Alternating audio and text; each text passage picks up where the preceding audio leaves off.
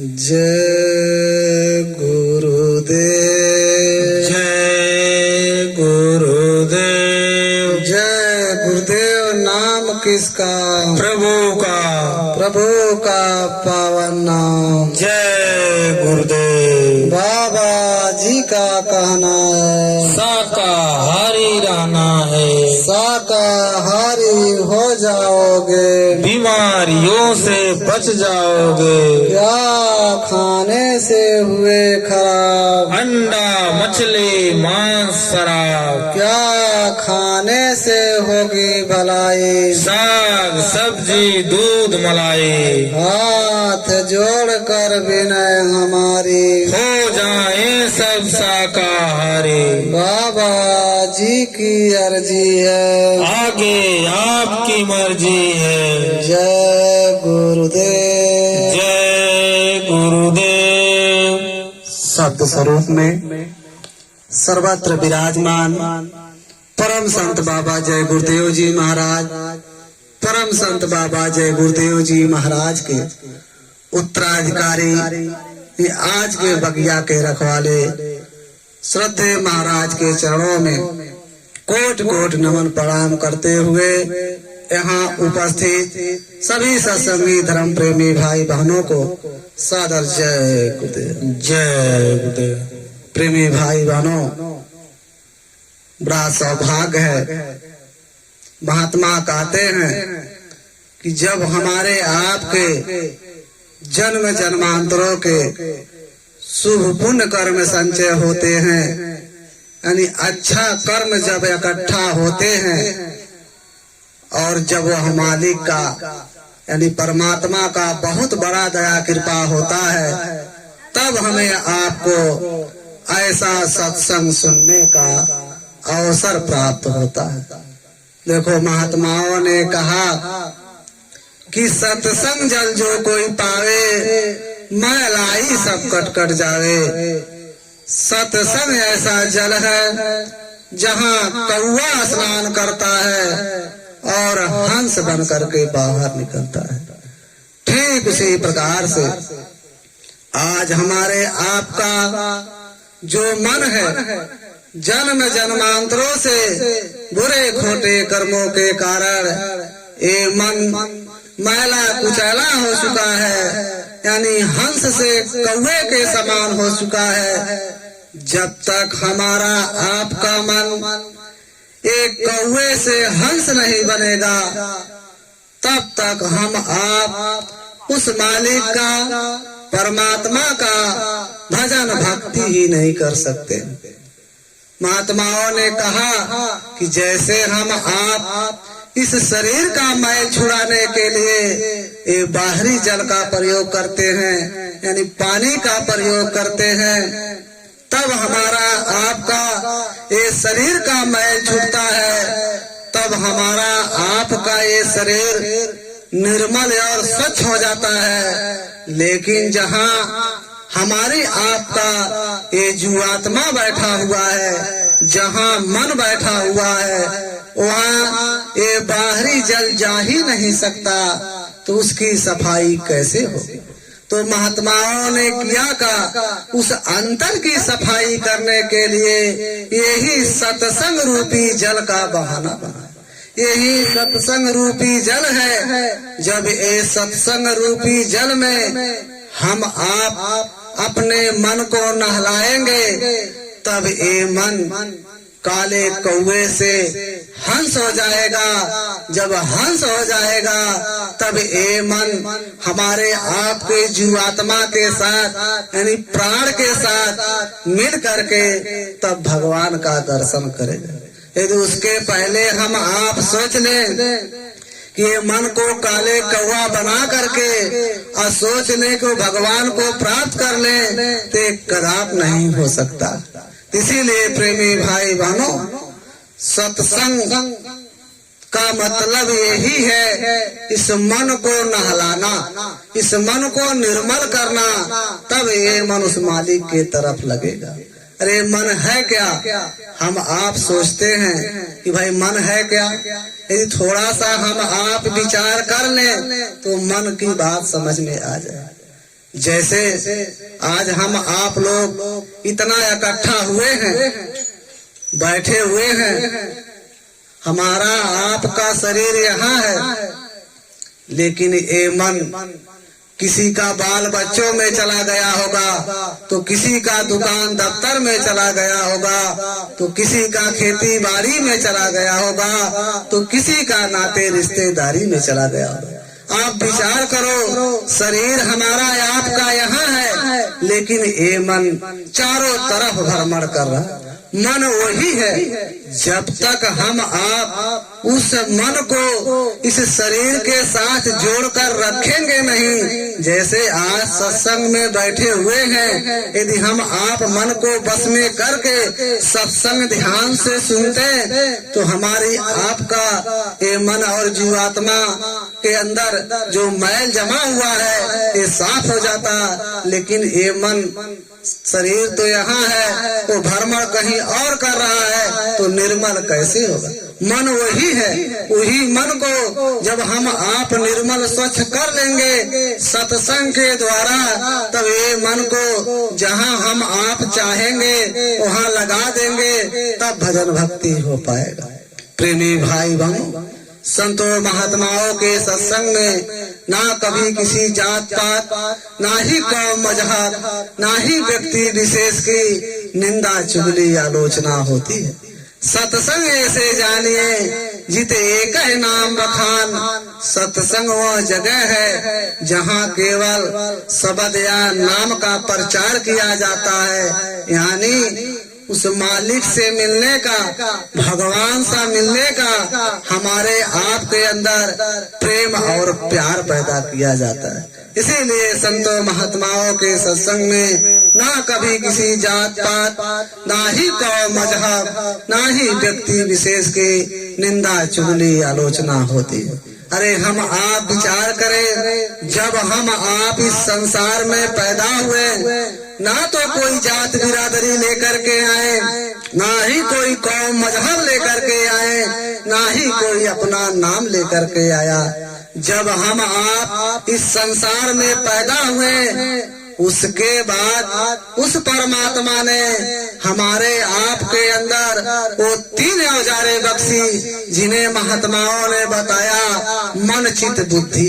एक जीवात्मा, इसको लेकर के 4 हो गई, लेकिन इस शरीर में पहले जीवात्मा आती है, बाकी 3 उस मालिक के पास रहता है। लेकिन जब बच्चा कुछ बड़ा होता है, तब वो 3 औजारे बख्श देते हैं, मन चित्त बुद्धि को। तब हमारे आप के अंदर चेतना आ जाती है, तब हमारा आपका नाम पड़ जाता है, कर्म के अनुसार जातियां बन जाती है। फिर हम आप धीरे धीरे इस दुनिया में फैलाव करते चले जाते हैं। अरे हमने बाल बच्चे बना लिया, नाते रिश्तेदार बना लिया, सगे संबंधी बना लिया, कुटुंब परिवार वाले बना लिया, और इससे ज्यादा हमने जमीन जायदाद हासिल कर लिया, रुपया पैसा इकट्ठा कर लिया, महल अटारी बंगले गाड़ी बना लिया, यानी सब कुछ इकट्ठा कर लिया,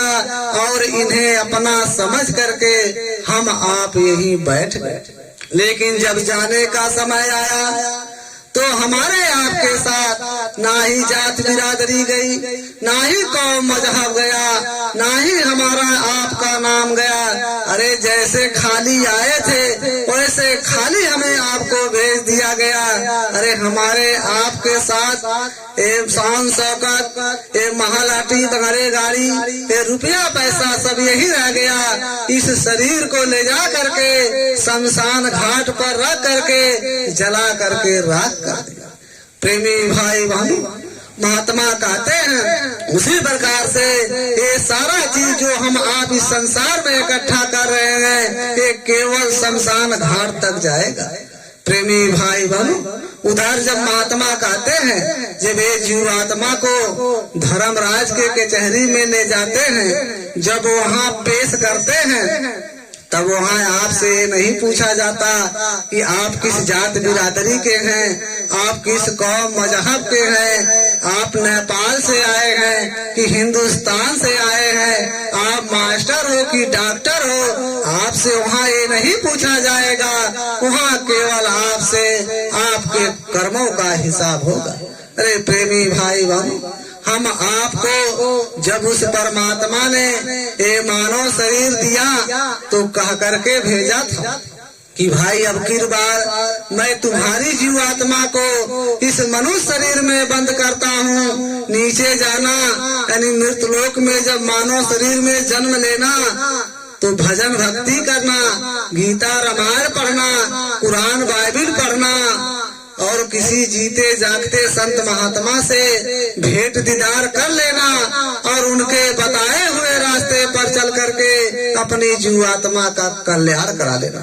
यही मकसद के लिए ये शरीर हमें आपको दिया गया था। लेकिन जब हम आप इस संसार में पैदा हुए तो माया ने ऐसी बारीक सी पर्दा डाल दी हमारे आपके अंदर ऊपर। हम आप उस वादा को भूल गए जो वादा परमात्मा से किए थे, जो परमात्मा ने हमें वादा करके दिया था, वो वादा भूल गए और इस संसार का वादा निभाना शुरू कर दिया। अरे प्रेमी भाई बहनों, वास्तविकता में सोचा जाए तो जब तक हम इस मनुष्य शरीर में बैठे हुए हैं तब तक ये बाल बच्चे, ये नाते रिश्तेदार, ये सगे संबंधी, ये कुटुंब परिवार वाले, ये सब अपने दिखाई देते हैं और हम आप इन्हें अपना बनाने के लिए इस शरीर से इतना अथक परिश्रम करते हैं।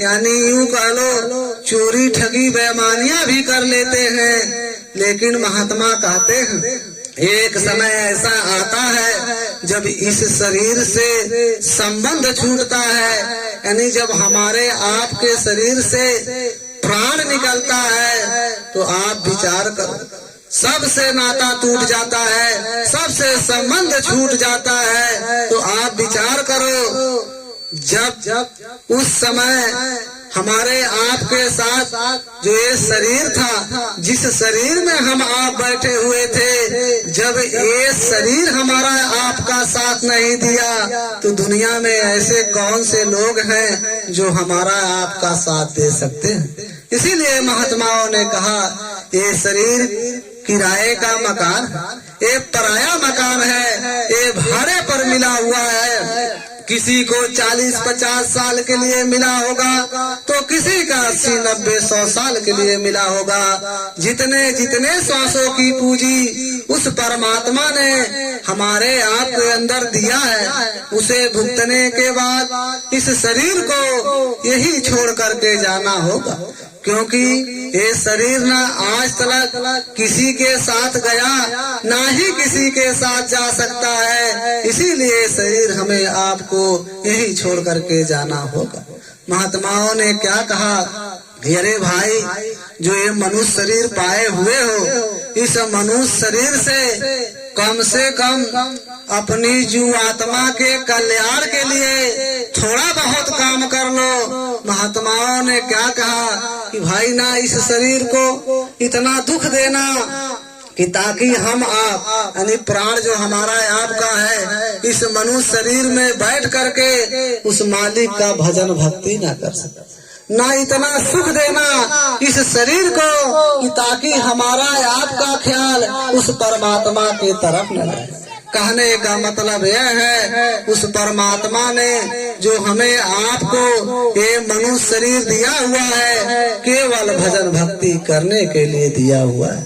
लेकिन हम दुनिया के जीव इस मनुष्य शरीर को पा करके इतने अहंकार और गुरूर में रहते हैं कि इंसान को इंसान नहीं समझते। अरे शरीर इसी मिट्टी में मिल करके खाक हो जाएगा, आग के सुपुत्र होकर के जल करके राख हो जाएगा।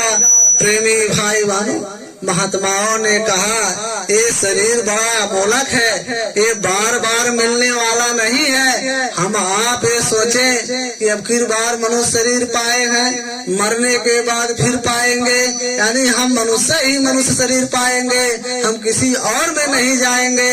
अरे प्रेमी भाई बहन, हम आप इतिहास सुने होंगे, द्वापर में महाभारत के समय कृष्ण ने अर्जुन से कहा था कि हे अर्जुन, देखो जो सामने चींटा जा रहा है ये कई बार इंद्र बन चुका है। अब आप विचार करो, स्वर्गों का राजा इंद्र कर्मों के अनुसार चींटा बन सकते हैं, तो हम आप कौन ऐसा कर्म कर रहे हैं कि दोबारा मनुष्य शरीर पा सकते हैं? हम कदाप नहीं पा सकते, कोई ऐसा कर्म ही नहीं कर रहे हैं। इसीलिए महात्माओं ने कहा बड़े सौभाग्य से मिला है ये मनुष्य शरीर। ये मनुष्य शरीर केवल भजन भक्ति करने के लिए मिला हुआ है, लेकिन हम आप इस संसार के जो हमारे पूर्वजों ने करते चले आए, आज हम आप उसी में फंसते चले गए, आज फंस करके पड़े हुए।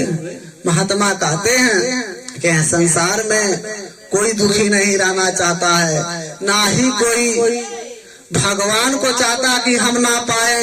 चाहे शाकाहारी आदमी हो, चाहे मांसाहारी आदमी हो, सब सोचते हैं कि हम भगवान को प्राप्त कर लें, हम उस मालिक को प्राप्त कर लें, ये सब सोचते हैं, लेकिन तौर तरीका नहीं पता रहता है।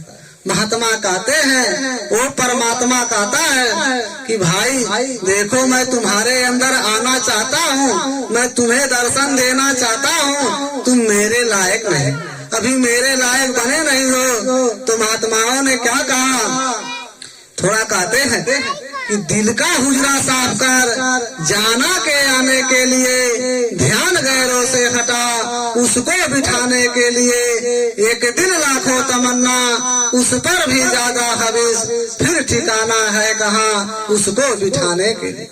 कहने का मतलब दिल का हुजरा साफ कर, यानी जिसके जो शरीर में जहाँ हमारा आपका प्राण बैठा हुआ है, इसके अंदर जो हम आप बुरे खोटे कर्मों का आवरण चढ़ा चुके हैं, जो अंडा मांस मछली शराब जो डाल चुके हैं, इसको हम आप खराब कर दिए हैं। तो महात्मा कहते हैं, वो परमात्मा कह रहे हैं कि भाई यदि मुझे अपने अंदर बैठाना चाहते हो तो अपने अंदर की सफाई करो। इन हुजरा का मतलब शरीर की सफाई करो, जो हमारे आपके अंदर एक मांस मछली अंडा शराब का जो आवरण लगा हुआ है, जो अंदर बैठा हुआ है, इसको हटा लो, तब मैं बैठूंगा। यदि नहीं हटाओगे तो मैं बैठने वाला नहीं।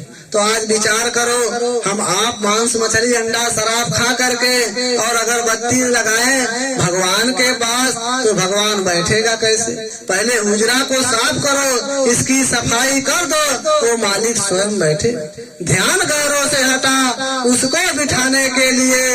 प्रेमी भाई भाई, आज जो हमारा आपका ध्यान जितना संसार में फैला हुआ है, उसका यदि हम थोड़ा बहुत ध्यान उस मालिक के तरफ लगाए होते, तो आज हम आप इस संसार में भी सुखी रहते, और जो मरने के बाद जब जाते तो वहाँ भी सुखी रहते। लेकिन जितना हमारा आपका ध्यान ख्याल है, सारा इस संसार में लगा करके बैठे हुए हैं, उस भगवान के ऊपर ध्यान ख्याल को छोड़ दिए हैं। इसीलिए महात्माओं ने कहा कि ध्यान गैरों से हटा, उसको बिठाने के लिए, यानी संसार से ध्यान को कमजोर करो और उस मालिक की तरफ ध्यान रखो।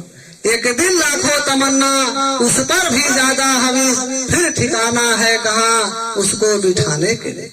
ये मन एक है, हर इंसान के अंदर एक ही मन है। अरे चाहे भजन भक्ति में लगा दो, चाहे दुनिया के कारोबार में लगा दो।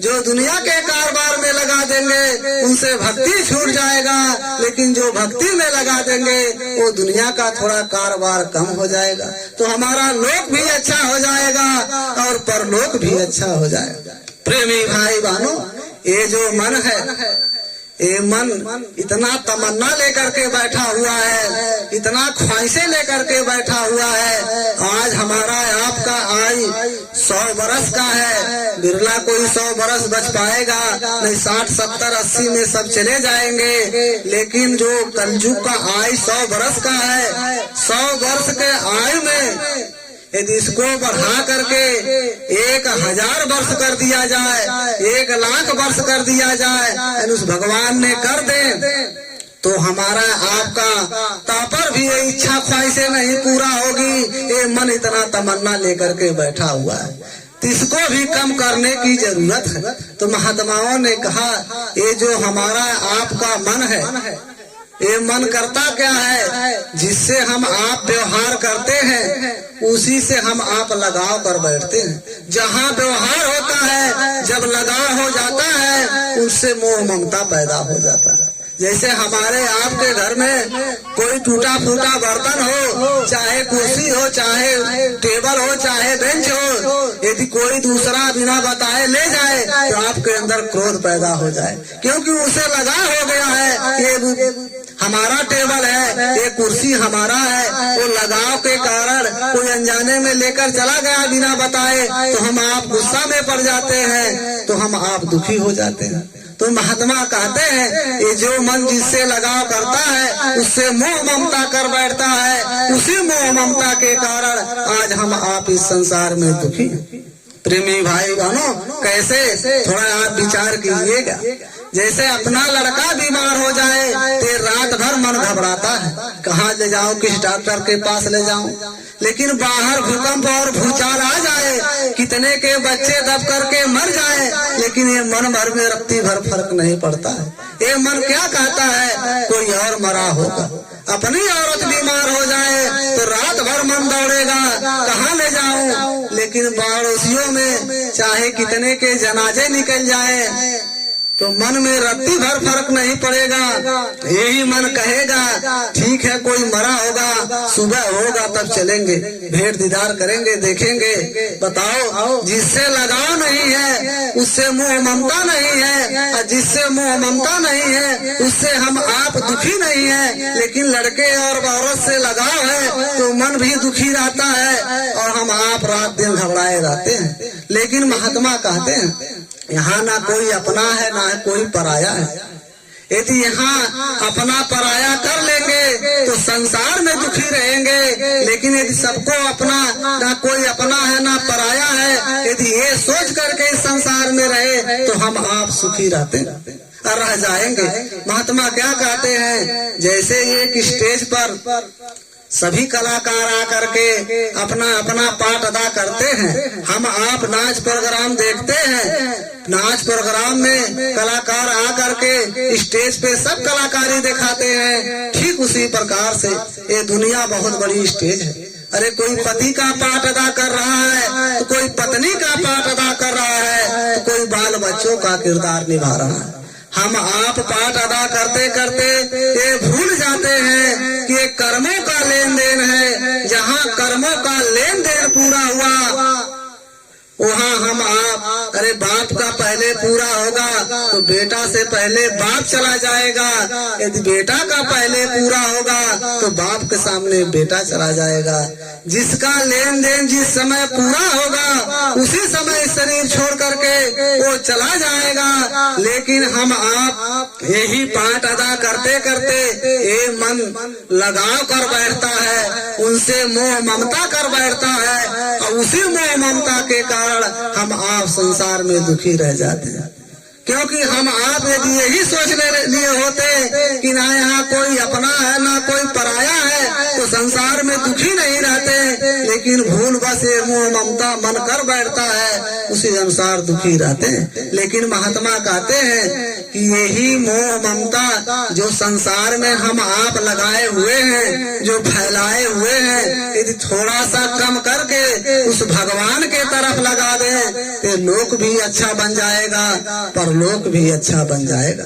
तो महात्मा कहते हैं कि भाई यहाँ से कुछ ध्यान और ख्याल कम करो और उस मालिक के तरफ लगा दो। लोग कुछ कहते हैं कि भाई हम भगवान को प्राप्त करना चाहेंगे तो क्या जरूरत है संत महात्मा की खोजने की? बहुत ऐसी उपाय है, भजन भक्ति कर लेंगे, गीता रामायण पढ़ लेंगे, हम उस मालिक को प्राप्त कर लेंगे। अरे प्रेमी भाई बहन, आज तक इतिहास है, कोई बिना गुरु का उस मालिक को नहीं प्राप्त कर पाया है। आप लोग इतिहास सुने होंगे, 5 वर्ष का बालक ध्रुव जब उनके मन में आया उस भगवान का दर्शन करने के लिए, तो अपना घर छोड़ करके जंगल में चले गए दर्शन के लिए। जब जंगल में गए तो उस समय विष्णु भगवान जो लक्ष्मी जी थी, तो लक्ष्मी जी बोली विष्णु भगवान से कि देखो 5 वर्ष का अबोध बालक जंगल में आपके तलाश में घूम रहा है, जाओ दर्शन दे दो, जल्दी दे दो, बच्चा कहीं चोट पटक लग जाएगा, बाघ भालू खा लेंगे। तो विष्णु भगवान ने जवाब कहा दिए कि देखो चाहे 5 वर्ष का बच्चा हो, चाहे 100 वर्ष का बूढ़ा हो, यहाँ का विधान है, यदि मुझे वो प्राप्त करना चाहता है तो गुरु का खोज कर ले और गुरु के बताए हुए रास्ते पर चल पड़े तो मेरा दर्शन कर सकते हैं। जब ये बात लक्ष्मी माता जी सुनी, तब नारद जी को बुलाई और नारद जी को कही कि जाओ देखो 5 वर्ष का बच्चा उस जंगल में विष्णु भगवान के तलाश में विचर रहा है, जाओ फौरन उनको रास्ता दो। नारद जी आए और बच्चा से पूछने लगे कि बच्चा तुम यहाँ क्यों घूम रहे हो? तब वो 5 वर्ष का बाल ध्रुव ने कहा कि मुझे उस मालिक को प्राप्त करना है, विष्णु भगवान का दर्शन करना है। जब नारद जी बोले कि अभी अबोध बालक हो, 5 वर्ष का हो, जब बड़ा होना तब भगवान का भजन करना, भाग जाओ चले जाओ घर, और जब बड़े हो जाना तब आना, अभी बाघ भालू है खा लेंगे। तब नारद जी को जवाब दिए कि आप भी जंगल में घूम रहे हैं, तो आपको क्यों भालू बाघ नहीं खा रहे हैं? तो नारद जी सोचे कि लगता है बच्चा को भगवान को ही चाहिए। तब नारद जी उस समय 5 वर्ष के बाल ध्रुव को नाम का मंत्र दिए, जो उस समय नाम की जाप चलता था, जो जगाया हुआ नाम था, वो नाम जब दिए तो 5 वर्ष का बालक ध्रुव जो नाम की कमाई किए, वो मंत्र का जब जाप किए तब विष्णु दौड़े चले आए और 5 वर्ष के बाल ध्रुव को दर्शन दिए। तो आप विचार करो, जब 5 वर्ष के बच्चा को गुरु की तलाश करना पड़ा, तो हम आप 60, 70, 20, 25, 40 वर्ष की उम्र में है, तो हम आप कैसे बिना गुरु का उस मालिक को प्राप्त कर सकते हैं?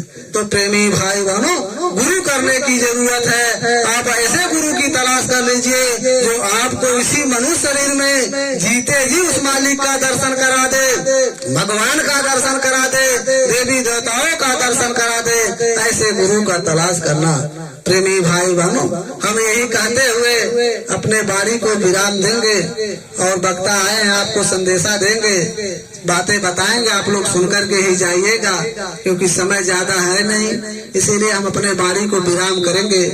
यदि हमारे कहने में गलती हुआ होगा तो एक छोटा सा बच्चा समझ करके माफ कर दीजिएगा।